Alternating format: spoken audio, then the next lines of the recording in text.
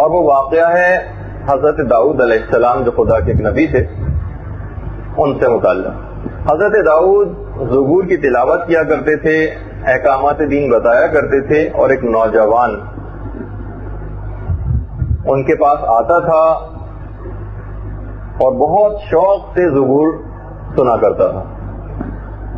اچھا، حضرت داؤد علیہ السلام کے پاس ملک الموت بھی آیا کرتا تھا. ایک دن ملک الموت آیا اور اس نوجوان کو بہت غور غور سے دیکھنے لگا. درود بھیج دیجیے محمد.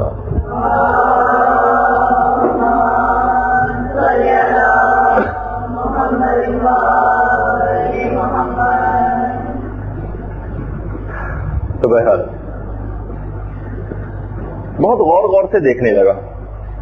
حضرت داؤد نے پوچھا کہ یہ بتائیے کہ آپ اس کو اتنا غور سے کیوں دیکھ رہے ہیں؟ کہا کہ اس کی ایک وجہ یہ ہے کہ یہ نوجوان آج سے ٹھیک ایک ہفتے کے بعد انتقال کر جائے گا. اچھا، حضرت داؤد علیہ السلام کو وہ نوجوان بہت زیادہ پسند تھا. خیر، وہ کہا کہ کیا یہ فیصلہ خدا کا بالکل حتمی ہے کہ یہ نوجوان مر جائے گا؟ ملک الموت نے کہا ہاں، یہ فیصلہ بالکل حتمی ہے. ایک ہفتے بعد اس نوجوان کی روح قبض کر رہے جاؤں گا. خیر، وہ چلا گیا، وہ نوجوان بھی چلا گیا. حضرت داؤد کو بڑی تشویش ہوئی. انہوں نے اس نوجوان کو بلایا اور کہا کہ بتاؤ کہ کیا تمہاری شادی ہو گئی؟ حضرت داؤد نے یہ سوچا کہ اس نوجوان نے زندگی میں کوئی خوشی نہیں دیکھی، کم سے کم یہ خوشی ہی اس کو مرنے سے پہلے نصیب کر دی جائے. کہا کہ نہیں ہوئی. انہوں نے اپنے ایک ماننے والے کو بلایا اور کہا کہ تم اپنی بیٹی کی شادی اس سے کر دو. وہ تیار ہو گیا. بہرحال بیٹی کی شادی ہو گئی اس نوجوان سے اور وہ دونوں چلے گئے. ٹھیک ایک ہفتے بعد حضرت داؤد اس کے جنازے میں تجہیز و تکفین کے سلسلے میں پہنچے. وہاں جا کے دیکھا تو وہ نوجوان ویسے ہی زندہ ہے، ہنسی خوشی زندگی گزار رہا ہے. حضرت داؤد بہت زیادہ حیران ہوئے کیونکہ فیصلہ بالکل حتمی. ملک الموت اگلی ملاقات میں جب حضرت داؤد کے پاس آیا تو حضرت داؤد نے پوچھا کہ آپ نے تو یہ بات بیان کی تھی کہ فیصلہ بالکل حتمی ہے موت کا، پھر یہ نوجوان زندہ کیسے رہا؟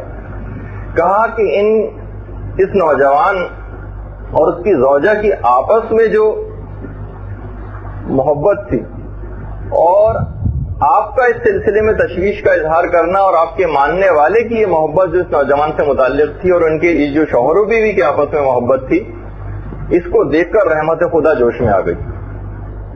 اور خدا کو اپنی رحمت سے یہ بات بہت بعید لگی کہ آپ لوگ تو اس نوجوان کے اوپر اتنا زیادہ مہربان ہو، تو خدا آپ سب سے زیادہ اس نوجوان پہ مہربان، تو اس کی زندگی کے اندر اضافہ کر دیا گیا.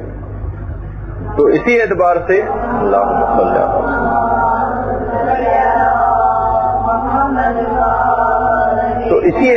سے علماء نے لکھا کہ آپس کا اتحاد و اتفاق یہ عمروں کو بڑھاتا ہے، اور اس کا اگر الٹا آپ کرنے وائس ورثہ آپس کی ناچاقیاں اور مخالفتیں اور جھگڑے یہ عمر کو کم کرتے ہیں. یعنی یقینی اور حتمی موت جو لکھ دی گئی تھی وہ تک ٹال دی گئی آپس کے اتحاد و اتفاق کی وجہ سے. تو بہرحال اگر کسی کو زیادہ ڈر لگے اور اپنی زندگی بڑھانا چاہے تو وہ اس فارمولے کے اوپر عمل کرے، آپس کے اختلافات و جھگڑے کو انسان ختم کرے، پھر دیکھے کہ وہ اپنی عمر کو بڑھائے گا اور اس کے اندر اس کو توفیق پروردگار نصیب ہوگی کہ جس میں وہ اطاعت الہی کو انجام دے گا.